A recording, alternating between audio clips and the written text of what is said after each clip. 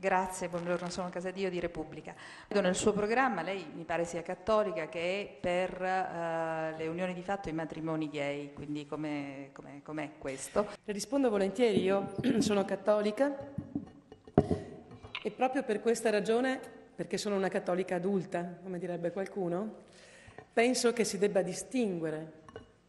Lo Stato deve essere laico e uno Stato laico deve garantire per l'appunto i diritti civili e non può permettersi di non applicare pienamente l'articolo 3 della Costituzione, nessuna discriminazione e quindi la possibilità, vorrei dire l'obbligatorietà, di riuscire a dare da una parte la cittadinanza ai nuovi nati, questo ormai è diventato, voi sapete, un elemento centrale e indiscutibile di una politica del Partito Democratico al governo di questo Paese.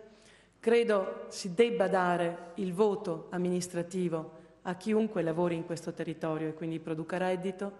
Credo per la stessa ragione che non si possano fare differenze nell'ambito delle coppie gay e quindi ci debba essere a pieno titolo un rispetto nei loro confronti tale per cui il matrimonio a tutti gli effetti possa e debba essere quel vincolo che è, diciamo, normale per le persone di sesso diverso.